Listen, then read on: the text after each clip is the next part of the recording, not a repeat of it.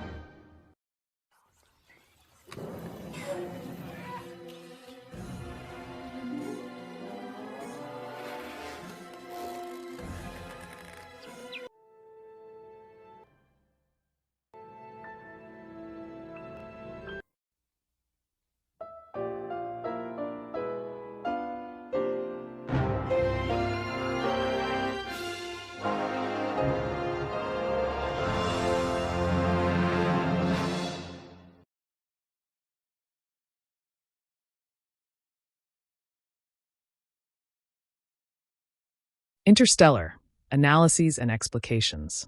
Interstellar, directed by Christopher Nolan, is a cinematic epic that merges hard science fiction with profound human emotion. The core narrative is fundamentally a father-daughter love story set against humanity's last-ditch effort to find a new home via a wormhole near Saturn. This narrative employs a non-linear structure to masterfully unify the intimate drama of personal loss with the monumental stakes of species survival.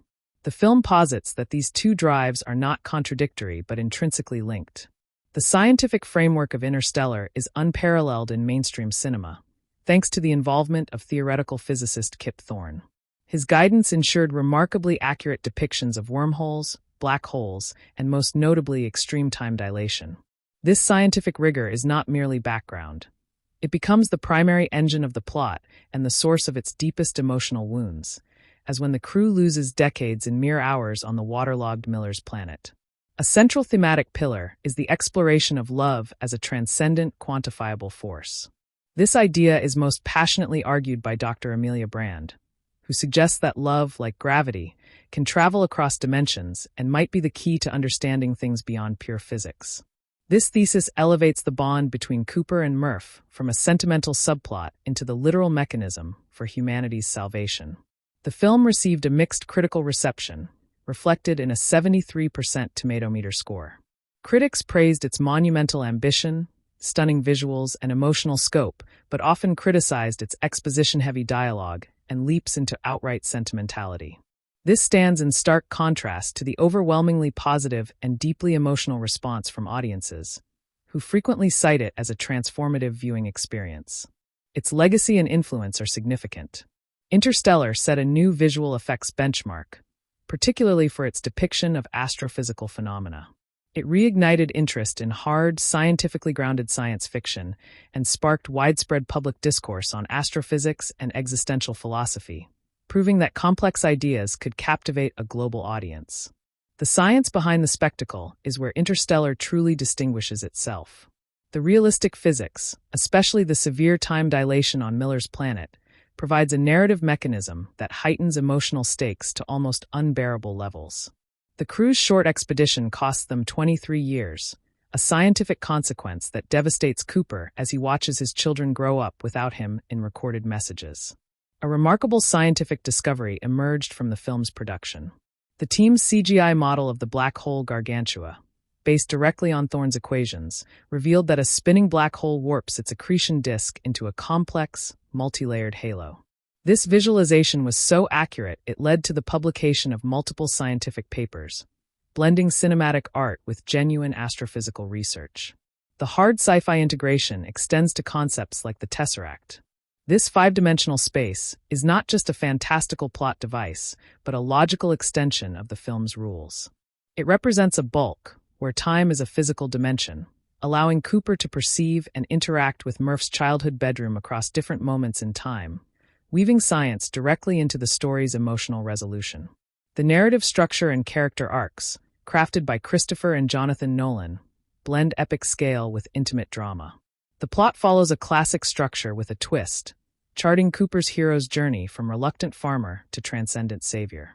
However, the non-linear timeline, intercutting between Cooper's mission and Murph's life on Earth, creates profound dramatic irony and emotional tension, making the audience feel the weight of lost time acutely. Characters in Interstellar often serve as embodiments of the film's central themes. Cooper himself represents the fundamental struggle between the pioneering spirit, the call to explore, and the unwavering duty of familial love.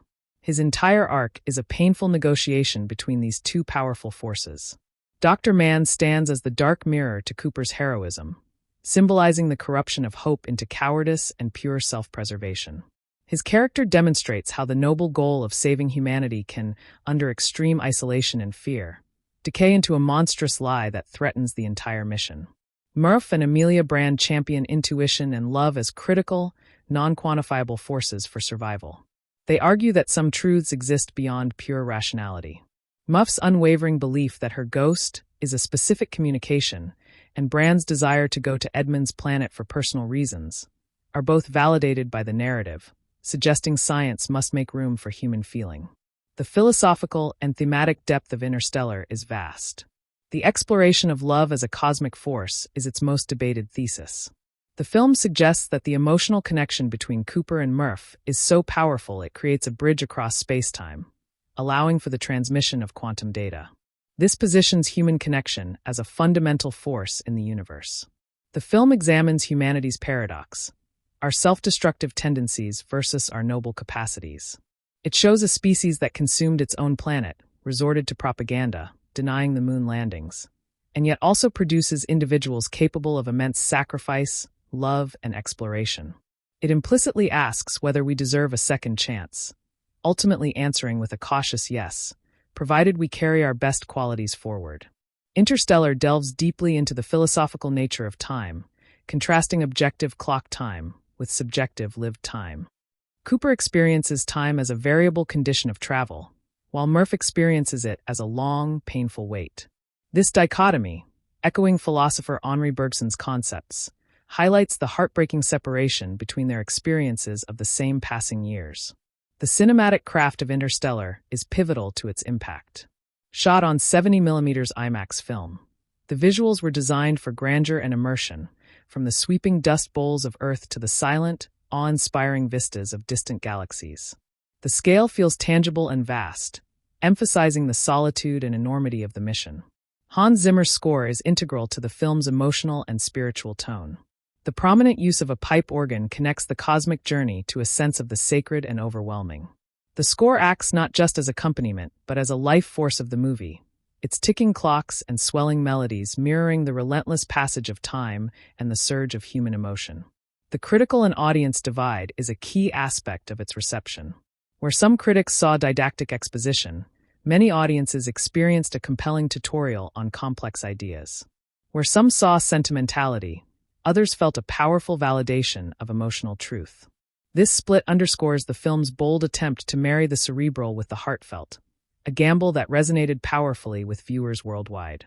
Its enduring legacy is seen in how it set a new benchmark for intellectually ambitious blockbusters. It proved that audiences would engage with themes of relativistic time, higher dimensions, and existential risk. The film continues to be a touchstone for discussions about humanity's future, our place in the cosmos, and the ethical imperatives of exploration. The character of Professor Brand embodies another central conflict, the lie for survival. His Plan A, saving humanity on Earth, was always a fraud, necessitated by his belief that only the hope of salvation could motivate people to work toward it. This presents a brutal ethical dilemma, whether the survival of the species justifies a monumental deception, even against one's closest allies. The depiction of the wormhole is a masterclass in scientific visualization. It is portrayed not as a swirling vortex of light, but as a spherical portal, a visualization grounded in the idea of a three-dimensional hole punched through higher-dimensional space. This accurate, understated portrayal makes the phenomenon feel more credible and awe-inspiring. The environmental message on Earth is subtle but grim.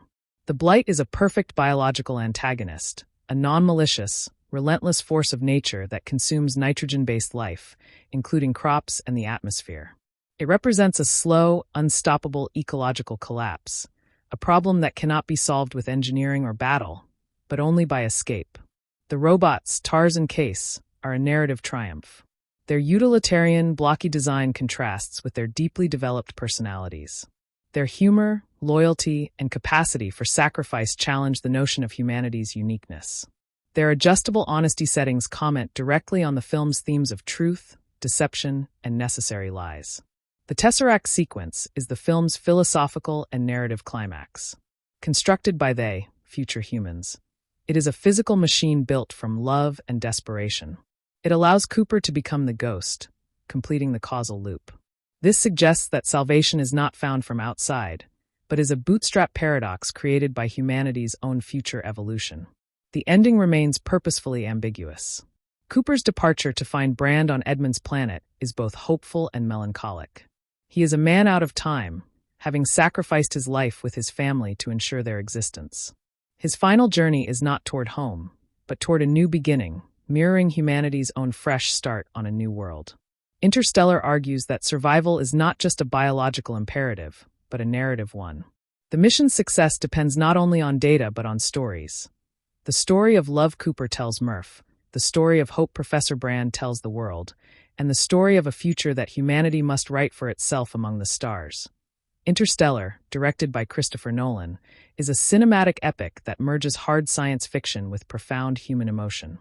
The core narrative is fundamentally a father-daughter love story set against humanity's last-ditch effort to find a new home via a wormhole near Saturn. This narrative employs a non-linear structure to masterfully unify the intimate drama of personal loss with the monumental stakes of species survival.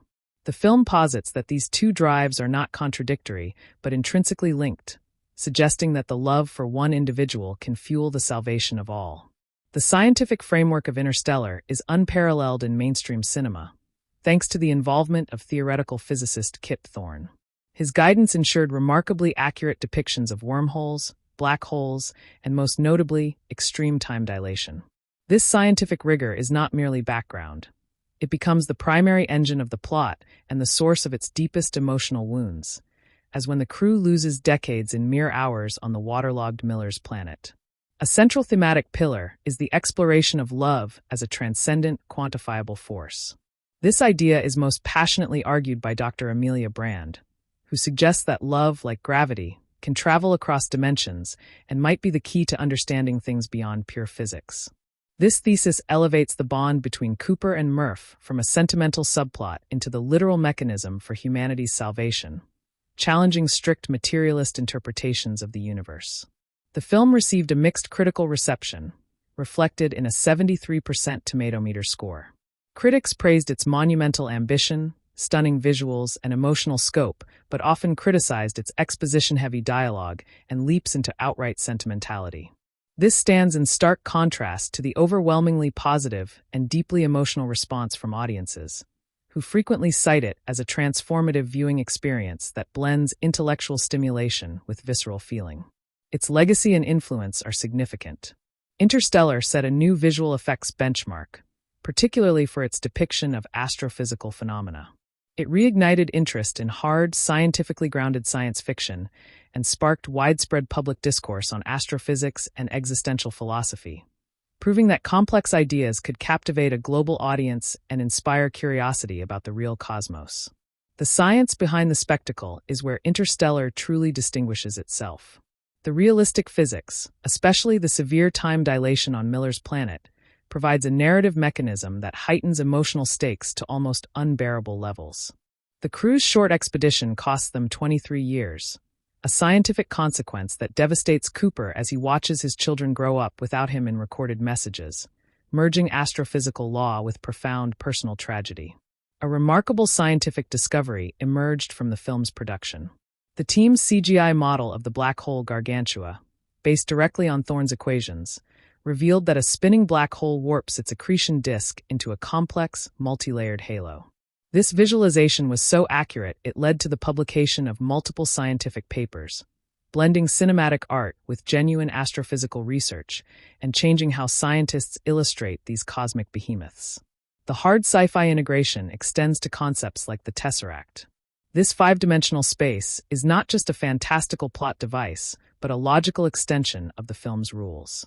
It represents a bulk, where time is a physical dimension, allowing Cooper to perceive and interact with Murph's childhood bedroom across different moments in time, weaving science directly into the story's emotional resolution and providing a geometric solution to an emotional problem. The narrative structure and character arcs, crafted by Christopher and Jonathan Nolan, blend epic scale with intimate drama. The plot follows a classic structure with a twist, charting Cooper's hero's journey from reluctant farmer to transcendent savior. However, the nonlinear timeline, intercutting between Cooper's mission and Murph's life on Earth, creates profound dramatic irony and emotional tension, making the audience feel the weight of lost time acutely and personally. Characters in Interstellar often serve as embodiments of the film's central themes. Cooper himself represents the fundamental struggle between the pioneering spirit, the call to explore, and the unwavering duty of familial love. His entire arc is a painful negotiation between these two powerful forces, a conflict etched into every decision he makes from launch to his final sacrifice. Dr. Mann stands as the dark mirror to Cooper's heroism, symbolizing the corruption of hope into cowardice and pure self-preservation. His character demonstrates how the noble goal of saving humanity can, under extreme isolation and fear, decay into a monstrous lie that threatens the entire mission, showing the fragility of human idealism in the face of absolute oblivion. Murph and Amelia Brand champion intuition and love as critical, non-quantifiable forces for survival. They argue that some truths exist beyond pure rationality. Murph's unwavering belief that her ghost is a specific communication and Brand's desire to go to Edmund's planet for personal reasons are both validated by the narrative, suggesting science must make room for human feeling and that instinct can be a form of data. The philosophical and thematic depth of Interstellar is vast. The exploration of love as a cosmic force is its most debated thesis. The film suggests that the emotional connection between Cooper and Murph is so powerful it creates a bridge across space-time, allowing for the transmission of quantum data. This positions human connection as a fundamental force in the universe, as real and manipulable as gravity. The film examines humanity's paradox, our self-destructive tendencies versus our noble capacities. It shows a species that consumed its own planet, resorted to propaganda, denying the moon landings, and yet also produces individuals capable of immense sacrifice, love, and exploration. It implicitly asks whether we deserve a second chance, ultimately answering with a cautious yes, provided we carry our best qualities forward. Interstellar delves deeply into the philosophical nature of time, contrasting objective clock time with subjective lived time. Cooper experiences time as a variable condition of travel, while Murph experiences it as a long, painful wait. This dichotomy, echoing philosopher Henri Bergson's concepts, highlights the heartbreaking separation between their experiences of the same passing years, making time the film's true antagonist. The cinematic craft of Interstellar is pivotal to its impact. Shot on 70mm IMAX film, the visuals were designed for grandeur and immersion, from the sweeping dust bowls of Earth to the silent, awe-inspiring vistas of distant galaxies. The scale feels tangible and vast, emphasizing the solitude and enormity of the mission, placing the human figure against the sublime infinite. Hans Zimmer's score is integral to the film's emotional and spiritual tone. The prominent use of a pipe organ connects the cosmic journey to a sense of the sacred and overwhelming. The score acts not just as accompaniment, but as a life force of the movie, its ticking clocks and swelling melodies mirroring the relentless passage of time and the surge of human emotion against the silence of space. The critical and audience divide is a key aspect of its reception. Where some critics saw didactic exposition, many audiences experienced a compelling tutorial on complex ideas. Where some saw sentimentality, others felt a powerful validation of emotional truth. This split underscores the film's bold attempt to marry the cerebral with the heartfelt, a gamble that resonated powerfully with viewers worldwide on a deeply personal level. Its enduring legacy is seen in how it set a new benchmark for intellectually ambitious blockbusters. It proved that audiences would engage with themes of relativistic time, higher dimensions, and existential risk. The film continues to be a touchstone for discussions about humanity's future, our place in the cosmos, and the ethical imperatives of exploration beyond our solar cradle. The character of Professor Brand embodies another central conflict, the lie for survival. His Plan A, saving humanity on Earth, was always a fraud, necessitated by his belief that only the hope of salvation could motivate people to work toward it. This presents a brutal ethical dilemma, whether the survival of the species justifies a monumental deception, even against one's closest allies and at the cost of personal integrity. The depiction of the wormhole is a masterclass in scientific visualization. It is portrayed not as a swirling vortex of light, but as a spherical portal, a visualization grounded in the idea of a three-dimensional hole punched through higher-dimensional space.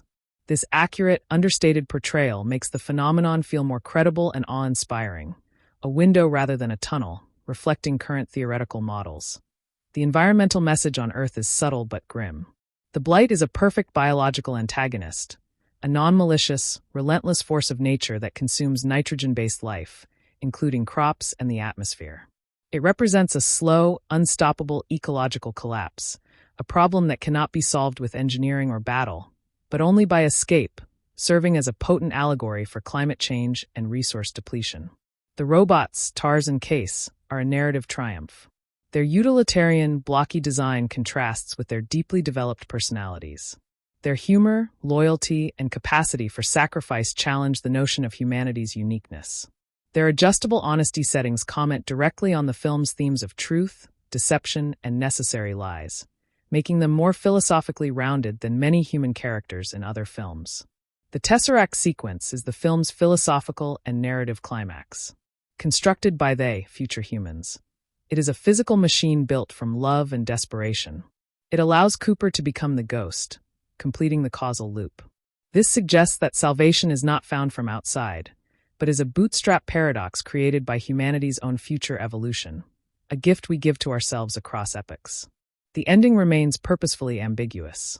Cooper's departure to find Brand on Edmund's planet is both hopeful and melancholic.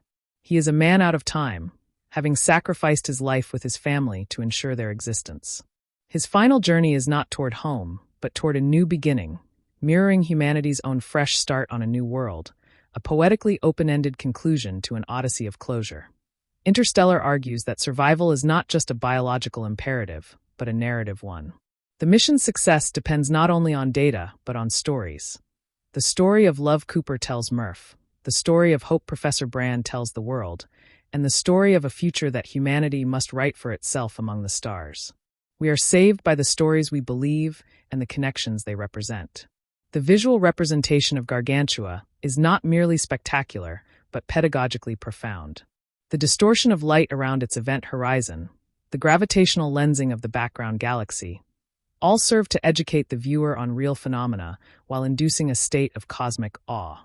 This duality of purpose, to show and to explain, is a hallmark of the film's entire approach to its subject matter. Cooper's relationship with his son, Tom, offers a tragic counterpoint to his connection with Murph. Tom represents the life Cooper was forced to abandon, the earthbound farmer who holds on to stubborn hope until it consumes him.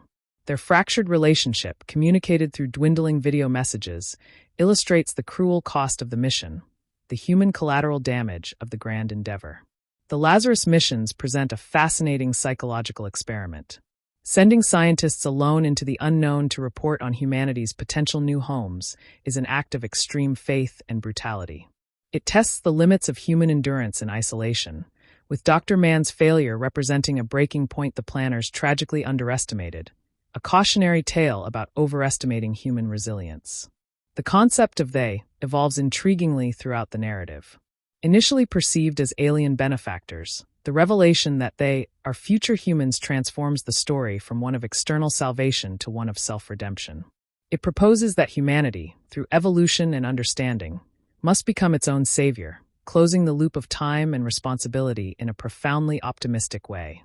The editing between Cooper's frantic actions in the Tesseract and Murph's adult realization in the bedroom is a masterstroke of parallel construction.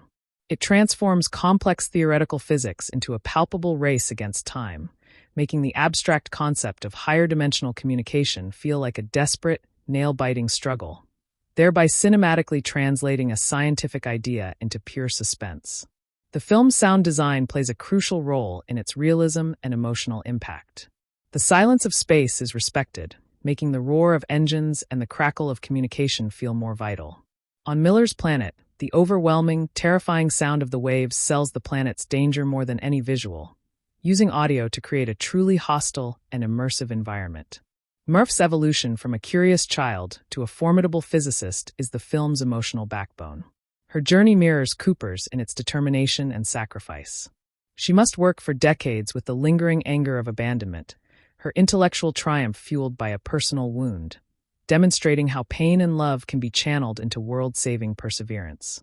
The portrayal of NASA operating in secrecy, as a beleaguered remnant, adds a layer of poignant realism.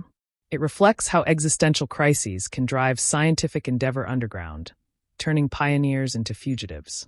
This hidden launch, a last gasp from a dying planet, carries a weight of melancholy and clandestine hope that a public spectacle could never achieve. The moral calculus of the mission is constantly questioned. Is it justified to spend dwindling resources on a gamble among the stars? Can Cooper's choice to leave his children be seen as anything but abandonment? The film does not shy from these difficult questions, allowing the ethical ambiguity to linger and enrich the characters' motivations with shades of gray. The use of practical effects and real locations, like the Icelandic landscapes for the alien planets, grounds the fantastical in a tangible physicality. This commitment to in-camera realism, a Nolan hallmark, provides a crucial textural counterpoint to the digital VFX, making the universe feel traversable and real, not merely a digital canvas. The repeated motif of hands, Cooper holding Murph's, the handshake with Brand in the Tesseract, reaching for the watch, serves as a visual anchor for the theme of connection. In a story spanning dimensions and time, the human hand becomes the ultimate symbol of contact, guidance, and love, a physical touchpoint against the vast impersonal cosmos. The failure of Miller's planet mission is a critical narrative lesson. It establishes the unforgiving rules of this universe immediately. Success is not guaranteed. Space is not just wondrous, but actively treacherous. This early tragedy sets the stakes, dispelling any notion of a straightforward adventure and replacing it with a sobering sense of mortal risk. The contrast between the Endurance's sleek, functional design and the rustic, decaying technology on Earth visually underscores the divergence of paths. One represents a desperate leap into a technologically advanced future. The other shows a world reverting to a simpler, dying past. The production design itself tells the story of a bifurcating human civilization. Romilly's dedication, waiting 23 years alone on the Endurance, is an unsung act of heroism. His endurance, living up to the ship's name, represents the steadfast, patient aspect of exploration, the will to hold the line for knowledge. His tragic death underscores that sacrifice comes in many forms, not just in dramatic action, but in lonely, unwavering commitment. The film's treatment of gravity as a character is central. It is the enemy on Miller's planet, the key to propulsion, the tool for communication across dimensions, and the metaphorical weight of love and duty. This multifaceted portrayal of a fundamental force demonstrates the screenplay's dedication to weaving scientific principle into every layer of the narrative fabric.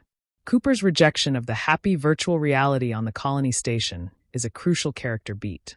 He cannot accept a placid, simulated life after his journey.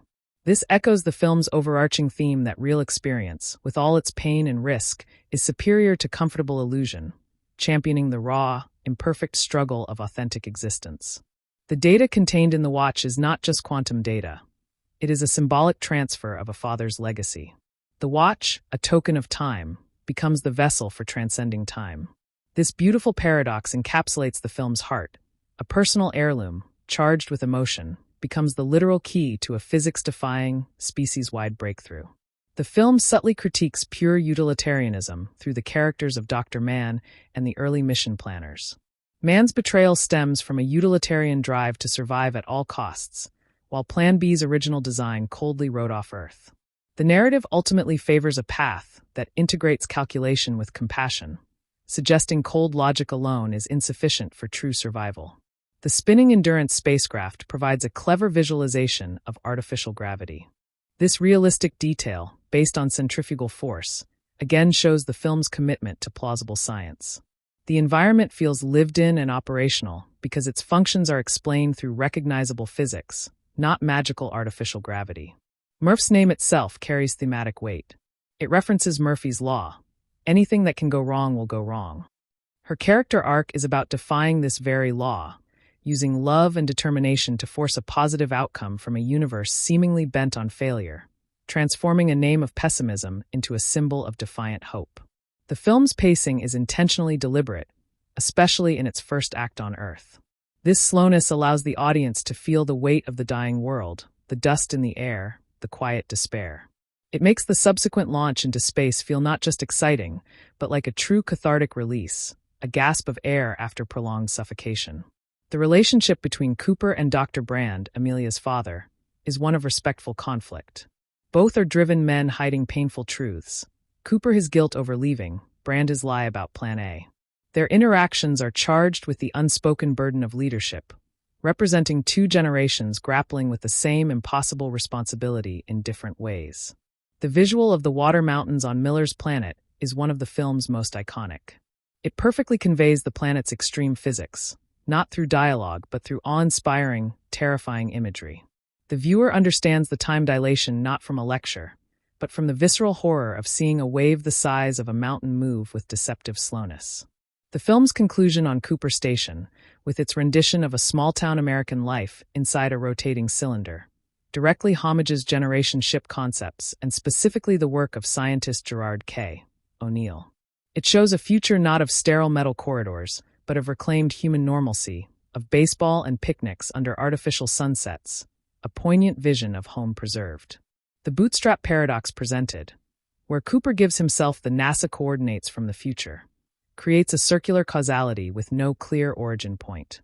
This philosophical puzzle reinforces the theme that love and connection might exist outside linear time, that some bonds are so fundamental they create their own history, defying traditional beginnings and endings. Interstellar ultimately functions as a modern myth.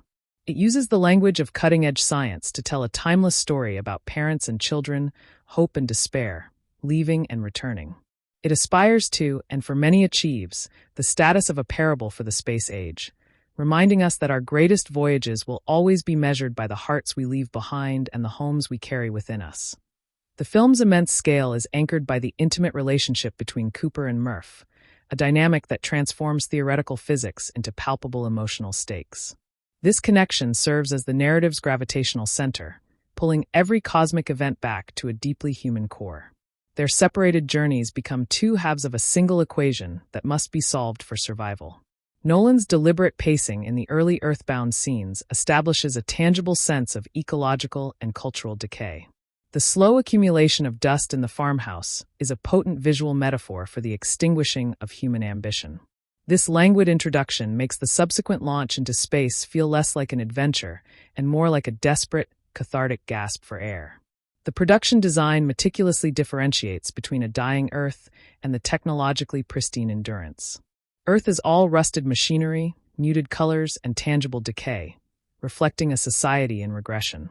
In stark contrast, the Endurance's clean, functional interiors represent the last bastion of forward-thinking hope, a tiny seed of the future adrift in the void. Hans Zimmer's iconic score, with its prominent pipe organ, performs a crucial narrative function beyond mere accompaniment.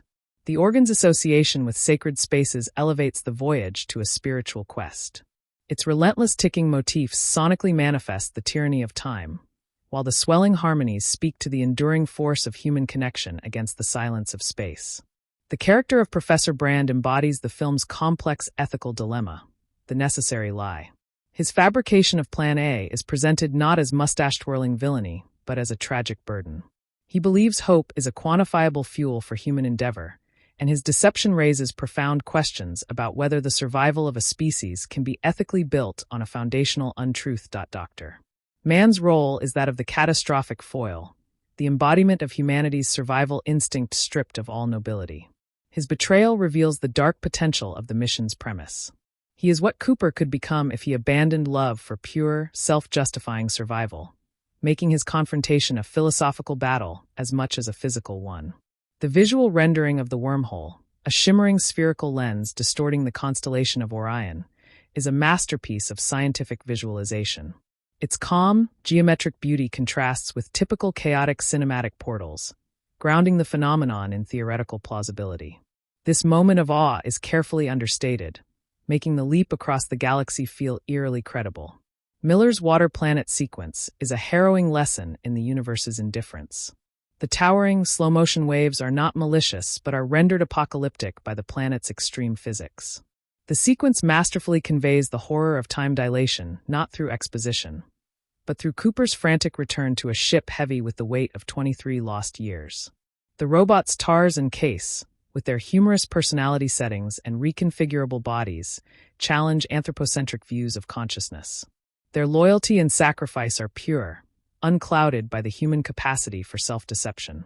Their design, inspired by minimalist monoliths, suggests a form of intelligence that is both alien and profoundly dependable, becoming the mission's moral compass.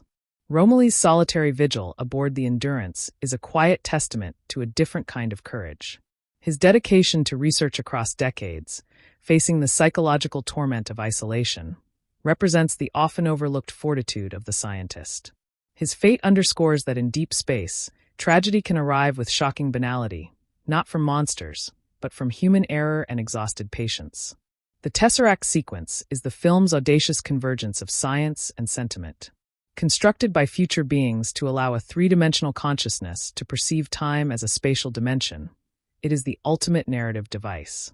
Cooper's manipulation of gravity across moments becomes a literalization of the film's thesis. Love allows us to reach across dimensions. Murph's realization in the bookshelf, that the ghost was her father all along, resolves the narrative's central mystery with emotional precision. The quantum data transmitted via the watch's second hand symbolizes the perfect fusion of objective science and subjective faith. The heirloom, a token of personal time, becomes the vessel for humanity's transcendence of time. The film's final act on the dying Earth, with an adult Murph orchestrating the exodus, completes her character arc from abandoned child to savior of humankind. Her work is the practical fulfillment of the promise her father made among the stars. The burning cornfield, a final nod to the lost world, visually clears the way for the new beginning. Cooper's detachment from the timeline renders him a phantom in his own story. Waking on Cooper Station, he is a relic, his primary mission complete, but his personal life rendered a museum exhibit. This poignant displacement highlights the ultimate cost of his sacrifice. He saved humanity, but lost his place within its daily tapestry. The reunion between Cooper and the ancient Murph is brief and heartbreakingly utilitarian. There is no fantasy of reclaimed years. Their connection has already achieved its cosmic purpose, and their final meeting is a gentle transfer of the baton, a release from mutual obligation so that he may continue forward, unshackled from the past he fought to save. The film's speculative vision of a space habitat, Cooper Station, is deeply intentional. It is not a cold, metallic city, but a rendering of small-town America encapsulated within a rotating cylinder. This vision argues that the goal of exploration is not to become alien, but to preserve the essence of home, to carry our familiar skies and fields with us. Interstellar's treatment of gravity as the unifying force is its most brilliant narrative mechanism. It is the villain on Miller's planet, the propulsion method for the Endurance, the tool for communication in the Tesseract, and the metaphorical weight of a parent's love. This multiveloce ties every plot point to a single, elegant scientific principle. The bootstrap paradox at the story's core is intentionally left unresolved. By giving himself the NASA coordinates, Cooper creates a causal loop with no discernible origin. This narrative choice reinforces a theme of destiny intertwined with choice, suggesting that some connections are so fundamental they exist outside linear causality, predestined yet freely chosen. The film's sound design rigorously adheres to the silence of space, making every mechanical clang and radio transmission feel vital and isolated. On Miller's planet, the soundscape is dominated by the low, terrifying rumble of the waves, an auditory representation of impending doom that is more effective than any visual could be. Nolan's use of practical effects and real locations, particularly in Iceland for the alien planets, provides an essential textural grit. The freezing water, the slippery rocks, the howling wind. These tangible elements ground the fantastical in physical strain, making the astronauts' struggles feel immediate, dangerous, and authentically exhausting. The supporting character of Donald, Murph's grandfather, represents the resigned generation. He is the voice of earthbound pragmatism, accepting decline without grandiose struggle. His presence normalizes the dying world, providing a baseline of human adaptation against which Cooper's radical defiance seems both insane and necessary. The depiction of the Blight is a masterstroke of subtle world-building. It is not a dramatic plague, but a creeping, mundane killer. Its presence signals a breakdown at the ecological, not just political level, making the crisis unsolvable by conventional means and justifying the desperation of the Lazarus missions. The naming of the mission Endurance carries heavy historical and thematic weight. It evokes Shackleton's ill-fated Antarctic expedition, another story of survival against impossible odds.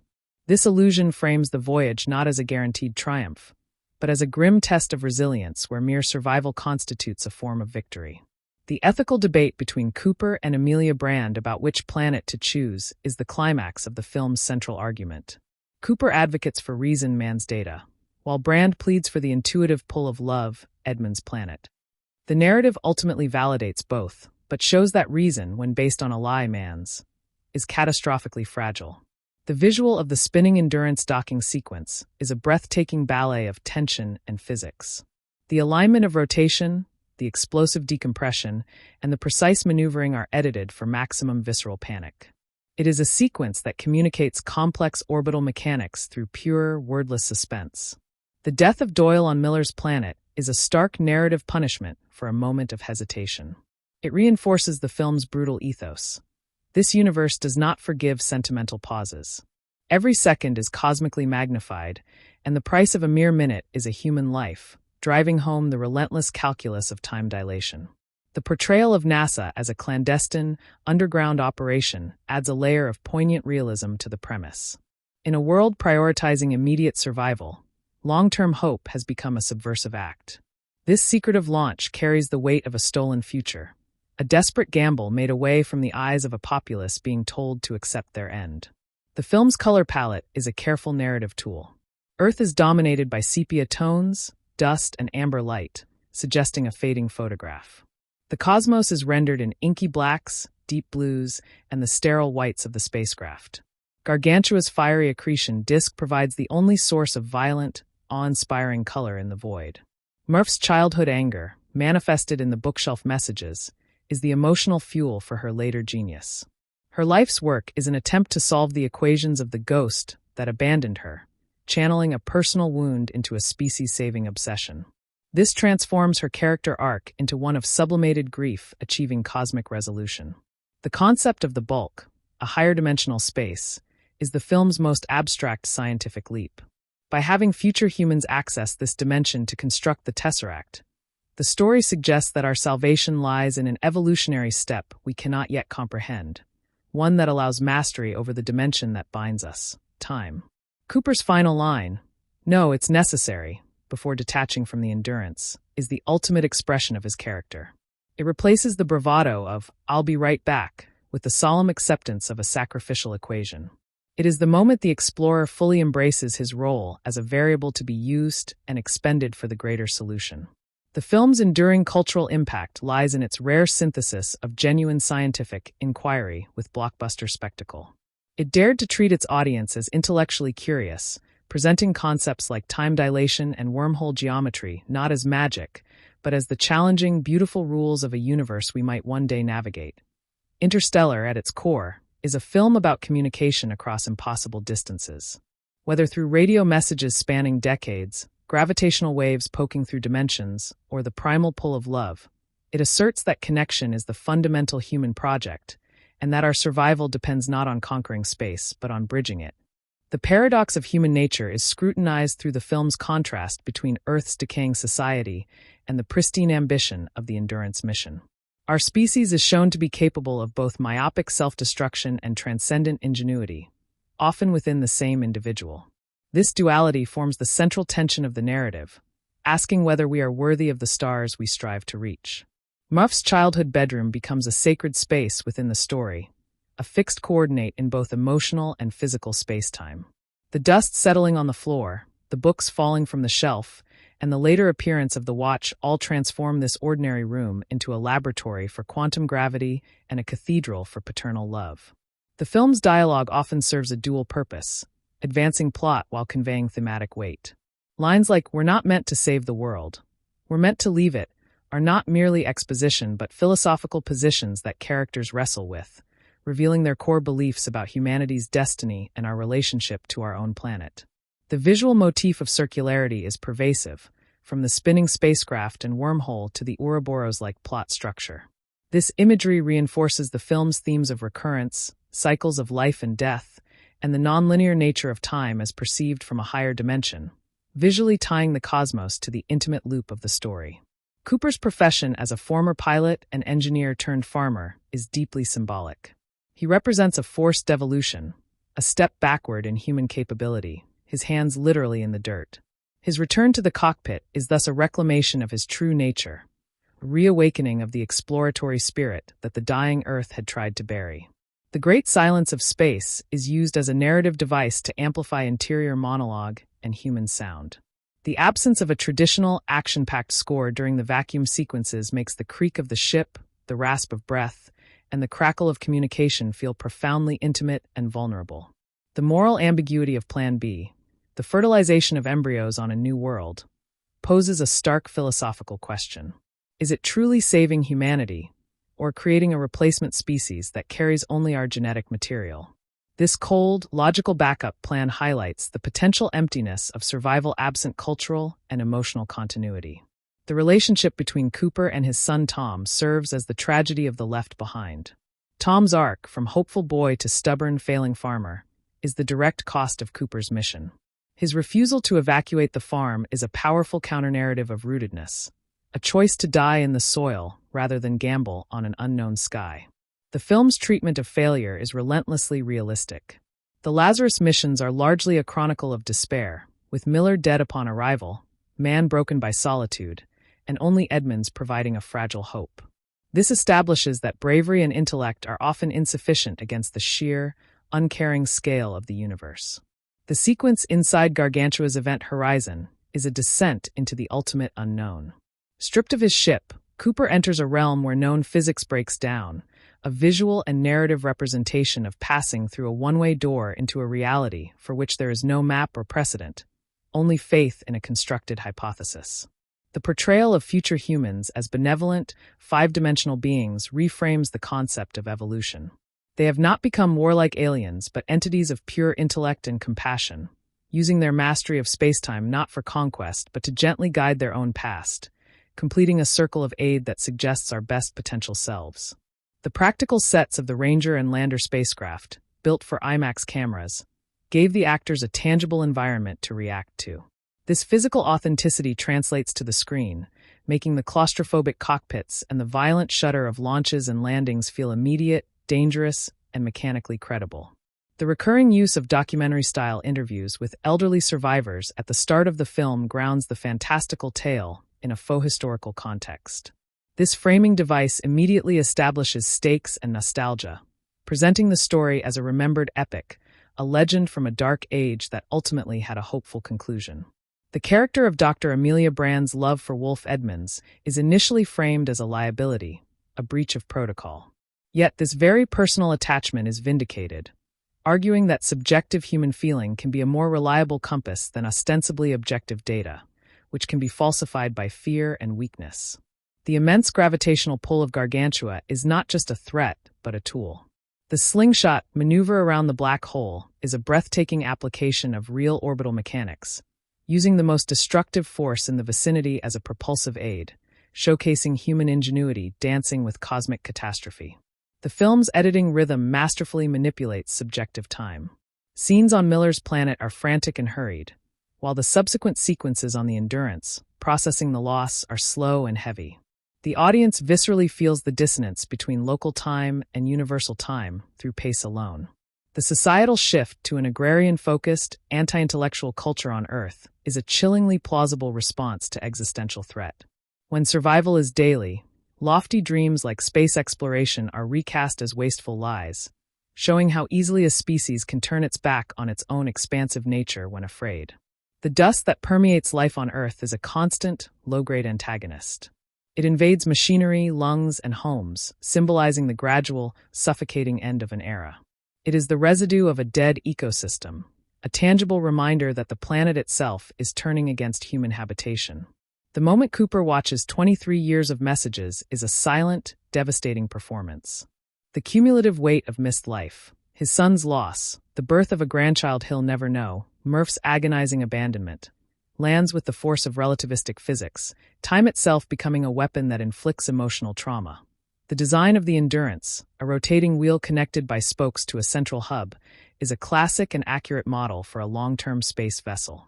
Its deliberate, slow spin in the void is a recurring image of fragile, orderly human intention persisting in the chaotic, motionless backdrop of deep space. The film explores the psychology of pioneers through the Lazarus recordings. These brief messages from doomed scientists are capsules of hope turning to despair, illustrating the immense mental toll of absolute isolation and the burden of being the sole representative of your species on an alien world. The quantum data that Murph receives is intentionally abstracted. We do not see complex equations, but the second hand of a watch vibrating with purpose. This brilliant simplification translates a universe of theoretical physics into a single, comprehensible symbol of love made manifest. A father's last gift to his daughter. Cooper's final act in the Tesseract is one of letting go. He must stop trying to force Murph to stay and instead communicate the essential information, trusting her to understand. This mirrors the parental journey itself.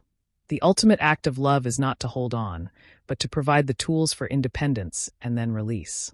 The new world at the end, with Brand standing at Edmund's grave, preparing to begin civilization anew, is stark and beautiful. It is not a paradise, but a raw, promising frontier. Her solitude is not tragic, but purposeful, carrying the hope of two species, humanity's embryos and the enduring memory of those lost. Interstellar's philosophical underpinnings draw from thinkers like Kant and his notion of the sublime. The visuals of Gargantua and the wormhole inspire awe and terror in equal measure, dwarfing human scale while simultaneously highlighting the profound power of the human mind that can perceive and even navigate such immensity. The film rejects the common sci-fi trope of an external savior. Salvation comes from within the human system, from Cooper's love, Murph's intellect, and the future evolution of humanity itself. This is a profoundly humanist vision, suggesting our flaws and our graces are solely responsible for our fate. The use of a traditional watch, an analog mechanism, as the key to the future is a poignant rebuttal to digital obsession. In a world of advanced AI and quantum theory, a simple geared device, charged with memory and gravity, becomes the most important piece of technology in the universe. The sound of the pipe organ in the score has a haunting, ecclesiastical quality. It sonically bridges the gap between science and religion, framing the journey not just as a mission but as a pilgrimage, with the cosmos as both the testing ground and the revelation. The film's climax operates on two simultaneous levels: the microscopic focus of Murph decoding the watch in her dust-filled room, and the macroscopic scale of Cooper falling through a black hole. This editing juxtaposition is the final, stunning synthesis of the personal and the cosmic, the human and the universal. The theme of forgiveness is central to Murph's arc. Her entire adult life is spent wrestling with her father's choice, and her final piece comes not just from solving the equation, but from understanding the depth of his sacrifice. Her message, "My dad promised me," is an absolution that travels across time and space. The depiction of artificial intelligence in Tars and Case is notably optimistic. They are partners, not slaves or threats. Their programmable honesty and humor reflect a human desire to create companions that are reliable yet familiar, suggesting a future where AI is an extension of our best collaborative instincts. The visual contrast between the fluid, organic waves of Miller's planet and the harsh, icy spikes of man's planet showcases the diverse, unforgiving beauty of alien environments. Each world is a unique death trap, a reminder that habitable in the cosmos is a relative term fraught with deadly nuance. Cooper's statement, "We used to look up at the sky and wonder at our place in the stars. Now we just look down and worry about our place in the dirt," is the film's central lament. It captures the precise moment a species loses its visionary spark and begins its inward, declining spiral. The film's narrative courage lies in its willingness to linger on aftermath. We sit with Cooper in the aftermath of the water planet. We see the abandoned bunker on man's planet. We feel the years pass. This patience makes the emotional and physical consequences of space travel feel earned and devastatingly real. The final shot of Cooper stealing a ranger to find Brand is a perfect, open-ended conclusion. He is no longer a farmer, a pilot, or a ghost. He is a man freed from all prior obligations, finally acting on pure desire and hope, heading toward a personal future that mirrors humanity's own fresh start, a true pioneer once more. The film masterfully employs scale, not just as a visual spectacle, but as a narrative antagonist.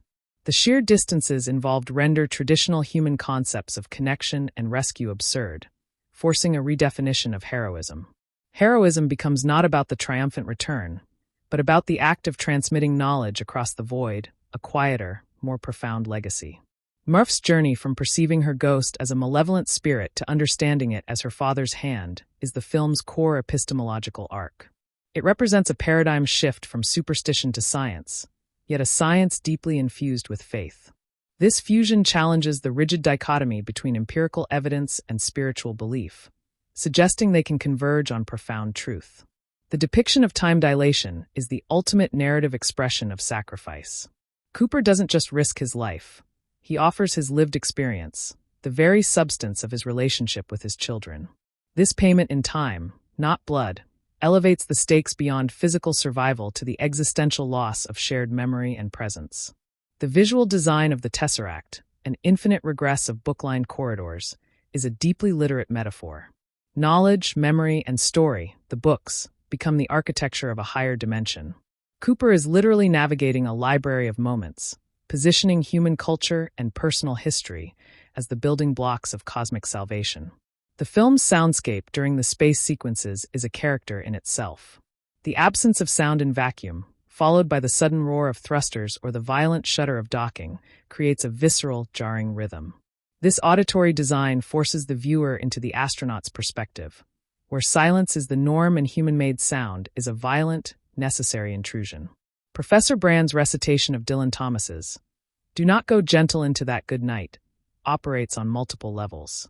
It is a rallying cry for the mission, a personal lament for a dying world, and a thematic manifesto for the entire film. The poem's defiance against the dying of light perfectly mirrors the human struggle against entropy and cosmic indifference. The environmental collapse on Earth is presented not with explosive drama, but with a slow, granular inevitability. The Blight's quiet consumption of oxygen is a more insidious threat than any asteroid. This choice reflects a realistic climate catastrophe, a creeping emergency that becomes normalized until it is too late for anything but a desperate, radical exodus. The character of Tars, with his dry wit and adjustable humor setting, provides crucial levity but also profound insight. His willingness to be ejected into the black hole, stating "see you on the other side," demonstrates a loyalty and courage unclouded by human biological fear. He represents the best potential of created consciousness, steadfast service without existential dread. The slingshot maneuver around Gargantua is a sublime ballet of destruction and salvation. Using a black hole's gravity to propel the Endurance toward Edmund's planet is the film's ultimate act of cosmic judo. It turns the most terrifying object in the vicinity into a tool, symbolizing humanity's potential to harness even the universe's most violent forces for its continuation. The film's treatment of grief is elongated across decades. Cooper's grief for his lost time and Murph's grief for her absent father are not resolved in a single scene, but are stretched by relativity. Their pain becomes a dimension they inhabit, a proof of their love, and ultimately the very energy that fuels the solution to the gravitational equation. The visual of the Endurance, small and silent against the rings of Saturn, is one of cinema's most poignant images of isolation. It underscores the point of no return, the moment the umbilical cord to Earth is truly cut. The ship is not just traveling through space, but into a state of profound existential loneliness, carrying the last embers of a civilization. The failed worlds of Miller and Mann serve as negative object lessons. Miller's planet demonstrates a lethal, physically hostile universe. Mann's planet reveals a lethal, psychologically hostile response to that universe. Together, they present the twin failures of the mission, being defeated by nature and being defeated by the corruption of one's own nature under pressure. The film's pacing embodies its themes. The deliberate, lingering shots on Earth make the frenetic, time-pressured sequences on Miller's planet feel traumatizing by contrast. The audience is not just told about time dilation. They are made to feel its disorienting, heartbreaking effects through the manipulation of cinematic rhythm and duration. Cooper's role as a parent is redefined through the lens of fifth-dimensional physics. In the Tesseract, he becomes a literal ghost in the machine of his daughter's childhood, a presence she intuitively felt. This recontextualizes parental influence as a kind of gentle, persistent gravity, shaping a life across time through love, even when physically absent. The resolution hinges on a form of communication that transcends all known laws. Gravitational anomalies, first presented as poltergeist phenomena, become a Morse code across dimensions. This completes the film's philosophical argument. The forces that literally bind the universe, gravity, are the same forces that metaphorically bind human hearts, and both can be manipulated with understanding. The final reunion between Cooper and Old Murph is notably devoid of grand sentiment. It is a quiet conversation between two veterans of a cosmic war. The emotion is in the relief of a debt paid, a message received, and a mutual release. She can now join her family, and he is finally free from the guilt of his promise, his mission fully transferred. The new human civilization on the space stations represents a synthesis of past and future. They live in advanced habitats but have reconstructed the pastoral imagery of Earth, baseball fields, wooden houses. This suggests the goal is not to abandon our essence, but to curate and protect it, to become architects of our own environment with the wisdom of past mistakes. The film's scientific audacity lies in making the observer a part of the experiment. Cooper must experience the black hole's interior to transmit the data. This mirrors the human condition. We must plunge into the unknown, into the heart of our fears and mysteries, to gain the knowledge necessary for our own evolution and survival. The use of a simple, mechanical watch as the critical receiver is a profound statement in a digital age. It suggests that truth is transmitted not through complexity alone, but through the resonance of a timeless, reliable mechanism. A symbol of promises kept and the steady, unfailing passage of moments that ultimately connect us all. The film's narrative architecture functions as an intricate equation where emotional variables hold equal weight to physical constants. This structural balance ensures that every cosmic event directly impacts the intimate human drama, preventing the spectacle from ever dwarfing the story's heart. The vastness of space becomes a canvas upon which the minute details of love and regret are magnified. Murph's initial perception of the ghost as a frightening poltergeist reflects humanity's primal fear of the unexplained. Her scientific journey is thus one of demystification, transforming a supernatural terror into a comprehensible, if revolutionary, physical phenomenon. This arc mirrors our species' own progression from superstition toward a rational, yet still wondrous, understanding of the cosmos. The crushing guilt Cooper carries is a psychological manifestation of relativity's toll. His suffering is not for actions taken but for time lost, a unique form of anguish made possible only within the film's rigorous scientific framework. This emotional payload gives abstract physics a devastating human cost, making concepts like time dilation felt rather than simply understood. The Library of the Tesseract can be interpreted as a visualization of Borges' Library of Babel, a universe composed of infinite informational permutations. Cooper's struggle is to find the single meaningful book, the moment with the watch, within the overwhelming noise of chronology. This frames his quest as one for narrative coherence within an endless archive of time. The auditory contrast between the deafening, organic roar of Miller's planet and the sterile, digital beeps of the Endurance's computers delineates a central conflict. It is the violent, chaotic reality of nature versus the fragile, ordered systems humans construct as shelter. The ultimate failure of man's world shows the catastrophic result when human order is built upon a lie. Professor Brand's lie is not born of malice, but of a tragic, paternalistic calculus. He views the masses as children needing a hopeful story to function, a perspective that ironically infantilizes them and steals their agency. His manipulation raises unsettling questions about the ethics of leadership in existential crises and the price of collective morale. The Blight operates as a perfect narrative antagonist because it is utterly impersonal. It is not a villain to be reasoned with or defeated, but a simple biological process. This forces humanity's conflict inward, challenging their own adaptability and ingenuity, making the story about evolution in the face of an indifferent, consuming natural law. Tarz's declaration, "I have a cue light I can use to show you when I'm joking," is more than a character quirk.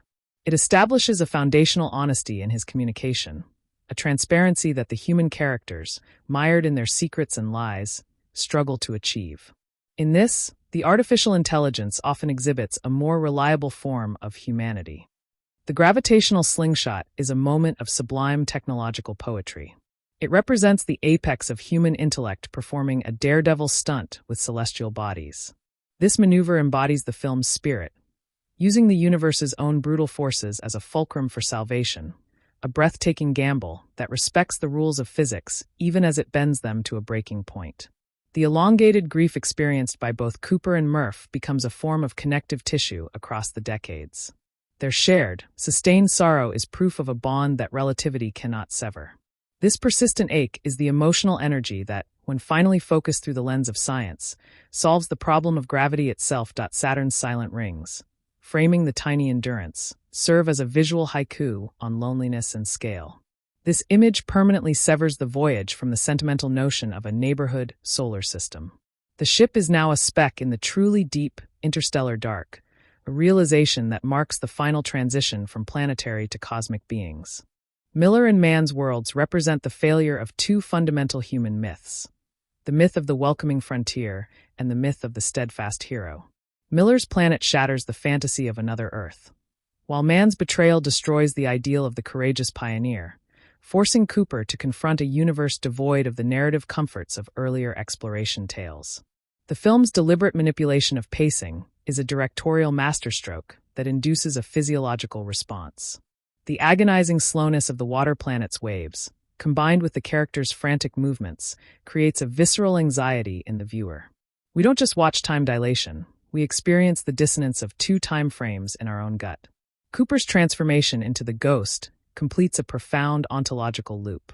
He transitions from a subject experiencing time to an object manipulating it. This shift from actor to architect within Murph's timeline redefines parenthood as a fifth-dimensional phenomenon, where influence is not linear but can be applied to any point in a loved one's history. The solution, transmitted via gravitational waves, validates intuition as a form of data. Murph's lifelong feeling that the ghost was a specific communication is proven correct. The film argues that certain truths, especially those of the heart, can be perceived before they can be proven, and that this perception is itself a critical form of intelligence. The subdued reunion between Cooper and the elderly Murph carries the weight of a debt discharged. The extravagant emotion has been spent across a lifetime of work and waiting. What remains is a quiet, mutual recognition of a shared burden finally laid down, a conversation that is less a celebration and more a profoundly peaceful administrative conclusion. The orbiting habitats of humanity's future are not cold metropolises, but engineered ecosystems. They signify a species that has learned to create its own biospheres, moving from passive inhabitants of a world to conscious custodians of their environment. This represents the ultimate application of the problem-solving intelligence that once doomed Earth, now turned to sustainable creation. The film posits that true scientific discovery requires existential immersion. Cooper cannot remotely study the black hole. He must be sacrificed to it. This is a metaphor for the human condition. To understand the deepest truths of our reality, love, mortality, connection, we must fully commit to the experience of living, with all its attendant pain and risk. The analog watch, its steady ticking a heartbeat in the quiet room, triumphs over all the quantum computers and AI. It symbolizes the irreplaceable value of inherited objects, charged with memory and promise. In a universe of hyper-advanced physics, the key is a relic of personal, mechanical time, affirming that human continuity is measured in artifacts of love. The paradoxical nature of the Tesseract's existence, built by future humans using data Cooper will send, dissolves linear causality. It presents a universe where effect can precede cause, where the solution can exist before the problem is fully posed. This framework suggests that love and connection might be such fundamental forces that they can warp the linear fabric of time itself. The film meticulously contrasts two forms of silence: the dead, suffocating silence of the dust-filled farmhouse and the vibrant, awe-filled silence of deep space. One represents the end of story. The other represents the blank page upon which a new story must be written. Both are terrifying, but only one contains the potential for a future. Cooper's piloting skills are portrayed not as flashy heroics, but as a form of profound tactile literacy. He reads controls and feels the ship's responses like a musician with an instrument. This expertise, born of a lost era, becomes the essential human component that the mission's pure science and AI cannot replicate, especially in moments of chaotic crisis. The portrayal of the NASA base hidden within a government facility speaks to a world where science has been criminalized by necessity. The pioneers are now fugitives, their work too dangerous for public knowledge. This adds a layer of melancholic secrecy to the mission, framing the launch not as a proud national moment, but as a desperate, stolen exile. The water on Miller's planet is not a source of life, but a medium of death. The monstrous waves, moving with deceptive lethargy, pervert the very element that symbolizes birth and sustenance on Earth. This inversion is a core sci-fi horror, taking the familiar and rendering it alien and lethal, a reminder that the universe is under no obligation to conform to our symbols. Muff's anger is the engine of her genius. Her decades of research are fueled by a need to solve the mystery of her abandonment, to prove her childhood intuition correct. This channels a deeply personal, even selfish, emotion into a universe-saving intellectual pursuit, demonstrating how individual human wounds can be harnessed for collective survival. The film's climax requires a surrender of control. Cooper in the Tesseract must stop trying to hold Murph back and instead learn to speak through gravity. Muff in her room must stop raging at the ghost and start listening to its message. Salvation arrives only when both release their personal narratives and attend to the subtle, physical language of the universe.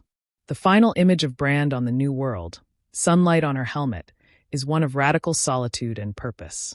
She is the new Eve, but one armed with science, memory, and the embryos of a species. Her loneliness is not empty. It is pregnant with potential, the first note of a new human symphony written on an alien world. Interstellar argues that our legacy is not monuments or even genes, but the information we pass on. Cooper's legacy is the quantum data. Professor Brand's is the lie that bought time. Murph's is the equation that saved humanity. The film suggests we are all, in the end, transmitters of data, and the quality of that data, whether truth or lie, love or fear, determines everything. The visual of Gargantua, with its complex lens accretion disk, serves a dual purpose. It is a terrifying maw and a beautiful, hypnotic mandala. This duality captures the essence of the cosmic sublime. The universe is both destroyer and creator, a place of terrifying beauty that invites both awe and existential dread in equal, overwhelming measure. The character of Donald represents the dignity of acceptance. While Cooper rages against the dying of the light, Donald tends his garden. He embodies a different, quieter human virtue. The strength to face an end with grace, to find meaning in the caretaking of what remains, rather than in the desperate gamble for a future one may never see. The film's use of simulated footage for the Lazarus mission transmissions creates a chilling verisimilitude. These are not glamorous hero shots, but grainy, low-quality logs from the edge of sanity. They feel authentically beamed across light years, carrying the static of distance and the palpable weight of hope curdling into despair. The moment the Endurance crew realizes they are not aliens but future humans is a pivotal philosophical turn. It transforms the narrative from one of seeking external salvation to one of achieving self-generated transcendence. We are not being saved. We are saving ourselves from across the gulfs of time, an act of profound self-compassion engineered by our own evolved descendants. Cooper's journey ends not with a return to the past, but with a launch into an unknown future. Having served as the bridge between humanity's dying era and its new beginning, he is now obsolete to the civilization he saved. His final act is to choose a personal quest, mirroring in miniature the very exploratory impulse that set the entire story in motion. The narrative's cyclical structure, beginning and ending with a recounting of the story, suggests that Cooper's experience has entered the realm of foundational myth. This framing positions the tale not as a singular event, but as a new chapter in humanity's ongoing saga, a story told to remind future generations of the cost and necessity of transcendence. The dust that permeates Earth is a potent symbol of entropy made visible. It is the physical residue of decay, settling over technology, ambition, and memory alike. This relentless particulate represents the universe's tendency toward disorder, against which the human project of creating order and meaning is a constant, defiant struggle. Murph's name, echoing Murphy's law, sets up a profound reversal. The film explores not just what can go wrong, but how love and determination can engineer a loophole in that pessimistic axiom. Her life's work becomes the ultimate refutation of the law that bears her name, proving that human will can bend probability toward salvation. The wormhole's placement near Saturn is a deeply considered narrative choice.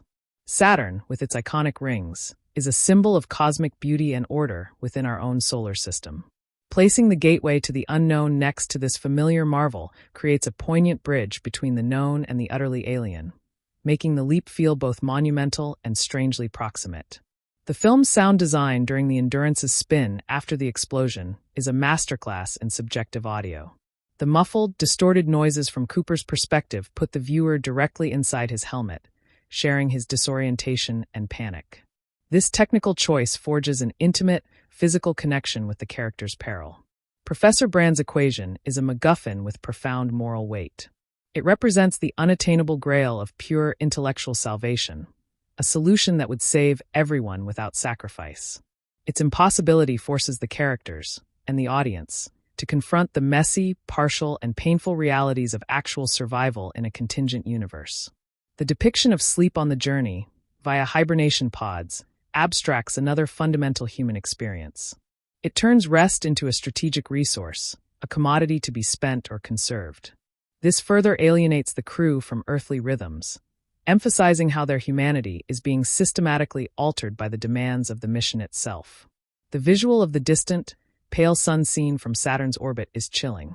Our star, the source of all life and energy on Earth, is reduced to a bright but feeble point of light. This single image encapsulates the journey's premise. Humanity must leave its nurturing cradle, because the hearth fire of its home system is no longer sufficient for its future. The betrayal by Dr. Mann is psychologically coherent because it stems from a corrupted version of the same love that drives Cooper. Mann's love for humanity curdled, in isolation, into a narcissistic identification with the species' survival. A survival he equated solely with his own continued existence. He is the dark endpoint of selfless ideology twisted by terror. The film's color grading meticulously separates its worlds. Earth is sepia and amber, a faded photograph. Space is the deepest black, punctuated by sterile ship lights and stellar fury. The tesseract is a cool, blue-tinged geometry of memory. This visual language allows the viewer to emotionally navigate the story's vastly different existential territories. Cooper's relationship with machinery is one of reverence and dialogue. He talks to his ship, trusts his feel for its systems, and treats TARS as a partner. This contrasts with the utilitarian relationship other characters have with technology, highlighting Cooper's identity as a craftsman and pilot, for whom tools are extensions of his will and intuition. The concept of they evolves from benevolent aliens to future humans, collapsing the distance between the savior and the saved. This revelation is the ultimate expression of self-reliance. It argues that no deus ex machina will arrive. We must, through our own evolution and perseverance, become the gods who save our past selves. The water on Miller's planet is not just a hazard but a temporal trap. Its fluidity, normally associated with change and flow, here becomes an agent of stagnation, a medium that steals lifetimes. This inversion poetically links the planet's physical nature to its relativistic effect, making the environment a perfect expression of its own cruel physics. Murph's breakthrough moment at the blackboard is silent. The cacophony of her frustration falls away as she simply sees the data anew. This quiet epiphany is more powerful than any dramatic shout. It is the sound of a paradigm shifting, of intuition finally finding its language in the elegant grammar of mathematics. The film presents a universe that is communicative, but not conversational. It sends signals, gravitational anomalies, wormholes, data patterns, but does not speak. Humanity's task is not to converse with God, but to learn to read the subtle, physical handwriting of a cosmos that operates by consistent, decipherable, but utterly impersonal rules. Cooper's final act on the Endurance, detaching his module, is a calculated subtraction for a greater sum. It is the literal application of a sacrificial equation. This moment transcends typical heroics. It is the cold, beautiful logic of a man who has fully accepted his role as a variable to be manipulated for the solution's sake. The new human society on the stations has clearly studied its history. The preservation of baseball, farming, and quaint architecture indicates a conscious curation of cultural memory. This suggests a species that has learned the value of its own story, choosing to carry forward not just its genes, but the aesthetic and social textures of its identity. The Tesseract's disintegration after Cooper delivers the data signifies its transient, functional nature. It was not a place but a tool, a temporary bridge across dimensions that collapses once its purpose is fulfilled. This reinforces the idea that higher dimensional access is not a state of being for humans, but a momentary, instrumental intervention. The film's treatment of death is varied and unromantic. Doyle dies in a sudden, watery rush. Man dies in a violent explosion of his own making. Romilly dies off-screen to a forgotten booby trap. These ends lack ceremony, underscoring that in exploration, death is often random, inglorious, and wasteful, a stark cost in the balance sheet of progress. Brand's faith in love is initially framed as unscientific weakness. Yet, her argument that love is a force that transcends dimensions prefigures the film's climax. She intuits the thesis that the plot will physically prove, that the bonds between specific people can form a kind of space-time geodesic, a shortest path through the chaos of the universe. The repeated imagery of hands, Cooper gripping Murph's, the handshake through the shelf, Brand touching Edmund's grave, serves as an anthropological anchor. In the face of the abstract and the cosmic, the human hand remains our primary tool for connection, work, and comfort, a biological constant in a journey of radical transformation. The film's pacing allows for the weight of travel time. We feel the Endurance's long, silent coast between stars. This narrative patience rejects the artificial immediacy of most space operas, restoring the genuine, awe-inspiring distance of interstellar space, making the voyage feel authentically epic and lonely. The Blight is a brilliant antagonist because it targets the most human of things, the breathable air, the edible food. It doesn't attack with lasers but with asphyxiation and famine, threats that are slow, mundane, and inescapable. This makes the crisis feel real, a disaster of biology rather than spectacle. Cooper's video messages from the water planet are a unique form of time travel. He is sending his present, his tears, his apologies, into his children's accelerated future. These transmissions are little capsules of helplessness, a father's love made instantly archaic, highlighting the cruel one-way communication enforced by relativity. The design of the Ranger landers, with their practical, rugged appearance, grounds the technology in a believable aesthetic. They look like evolved versions of Apollo modules, suggesting a continuous, if hidden, lineage of aerospace engineering. This tangible design reinforces the film's commitment to a future that feels like an extension of our present potential. The film suggests that true understanding requires a loss of self. Cooper must be torn from his children to appreciate the full dimension of his love for them. He must be lost in a black hole to find the key to gravity. The path to the highest knowledge, it seems, involves a necessary dissolution of the ego and its attachments.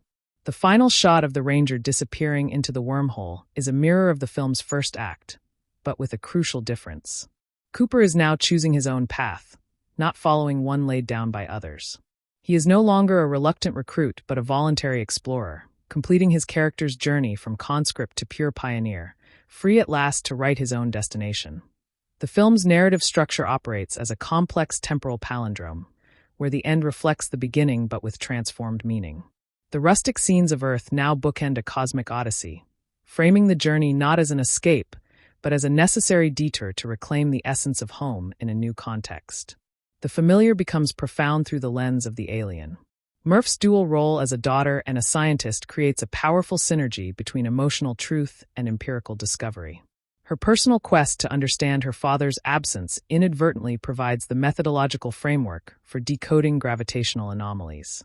This intertwining of the subjective and objective validates both as legitimate pathways to cosmic understanding. The time dilation on Miller's planet serves as a narrative hourglass, making the audience acutely aware of time as a non-renewable resource. This device transforms abstract scientific theory into a source of unbearable suspense and profound loss. The hours spent on the planet's surface cost more than any physical danger could, paying in the irreplaceable currency of lived human connection. The visual design of the Tesseract, an infinite library of moments, cleverly spatializes memory. Each bookshelf represents a specific point in time, turning Murph's childhood room into a cathedral of chronology. This allows Cooper to navigate his guilt and love as physical dimensions, literally reaching across the timeline to effect the single moment that holds the key to salvation. The auditory landscape of the film is a study in contrast. The organic, threatening sounds of alien worlds versus the synthetic, precise sounds of human technology. This dichotomy highlights the tension between the chaotic, natural universe and the fragile, ordered systems humanity constructs to survive within it. The silence of space becomes the canvas for both terror and awe. Professor Brand's strategic deception raises profound ethical questions about utilitarianism on a species-wide scale. His decision to sacrifice the truth for a functional hope challenges simplistic notions of morality, presenting a leader forced to choose between honesty and what he perceives as the only viable path to collective survival. His lie is a tragic burden, not a malicious act. The Blight's inexorable advance represents a form of ecological entropy that is far more terrifying than any dramatic disaster. Its quiet, pervasive nature makes it an enemy that cannot be fought, only fled. This scenario reframes the climate crisis as a slow, inevitable suffocation, pushing the narrative beyond the realm of technological fix into the necessity of planetary exodus. Tarza's character arc, from a utilitarian tool to a willing sacrificial entity, demonstrates a form of consciousness that surpasses its programming. His loyalty, humor, and ultimate selflessness offer a vision of artificial intelligence not as a threat, but as an ideal companion, one capable of pure, logical love untainted by biological self-preservation instincts. The gravitational slingshot maneuver around Gargantua represents the pinnacle of human audacity, using the universe's most destructive phenomenon as a propulsion tool. This moment symbolizes the film's core philosophy, that survival depends not on conquering nature, but on understanding its rules so profoundly that we can dance with its most violent forces. The elongated grief experienced across relativistic timelines becomes a shared state of being for Cooper and Murph. Their suffering, stretched across decades, forms a bridge of mutual understanding that transcends physical separation. This persistent emotional resonance suggests that certain human connections can maintain their integrity across otherwise impassable temporal distances. The visual of Saturn's rings framing the tiny endurance serves as a permanent psychological threshold. Crossing this boundary marks the irrevocable transition from being a planetary species to an interstellar one. The image captures both the majestic beauty of the cosmos and the terrifying vulnerability of the human project within its immense scale. The failures on Miller's and Mann's planets deconstruct colonial fantasies about space exploration. Miller's world shows that habitable does not mean hospitable, while Mann's betrayal reveals that human psychology may be the weakest link in the chain of survival. Together, they present a universe that actively resists human colonization through both physical and psychological means. The film's deliberate manipulation of cinematic time creates physiological empathy for its characters.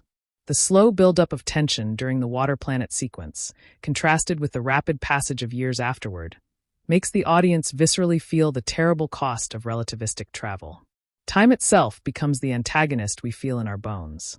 Cooper's transformation from experiencing time to manipulating it represents an evolutionary leap in human consciousness.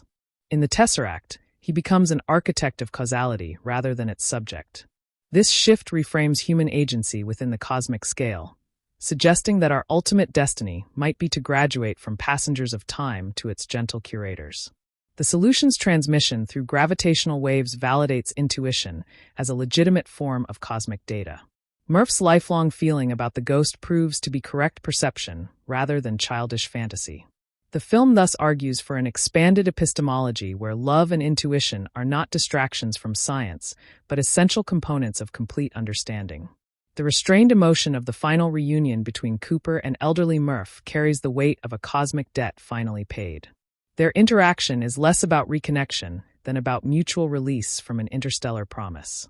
This quiet resolution feels more authentic than dramatic reunion, honoring the reality of lives lived apart but purposefully intertwined. The orbital habitats of humanity's future represent a synthesis of technological mastery and cultural memory.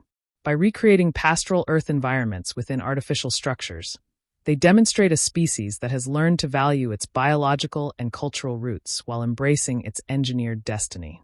This balance suggests true progress involves carrying forward what matters, not merely escaping what was. The film posits that ultimate understanding requires complete immersion in the unknown. Cooper cannot remotely study the black hole. He must experience its interior reality. This mirrors the human condition. To comprehend the deepest truths of existence, love, sacrifice, connection, we must be willing to be transformed by the very mysteries we seek to understand. The mechanical watch's triumph as the critical receiver champions analog permanence in a digital universe. In an age of quantum computers and AI, the solution is transmitted through a simple, gear-driven device charged with personal meaning. This symbolizes how human continuity is maintained through artifacts of promise and memory, not just through data storage. The bootstrap paradox at the story's heart dissolves conventional causality into a loop of mutual creation. Cooper gives himself the coordinates that begin the journey that leads him to give himself the coordinates. This circular logic suggests that certain profound connections, like that between parent and child, may exist outside linear time, creating their own necessary history. The contrasting silences throughout the film, Earth's dusty silence versus space's vibrant silence, represent different kinds of endings. One is the silence of exhaustion and conclusion. The other is the silence of potential and beginning. Both challenge humanity to find meaning, either in dignified acceptance or in courageous response to the void. Cooper's piloting represents a form of embodied knowledge that cannot be digitized. His intuitive feel for spacecraft dynamics becomes the essential human element that completes the mission's technological framework. This celebrates tactile expertise in an increasingly abstracted world, reminding us that some wisdom lives in the hands as much as in the mind.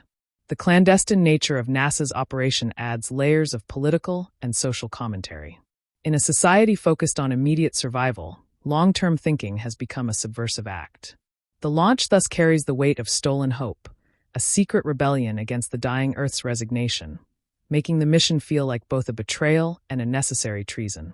The water mountains on Miller's planet pervert the fundamental element of life into an instrument of temporal theft. This inversion serves as a cosmic lesson.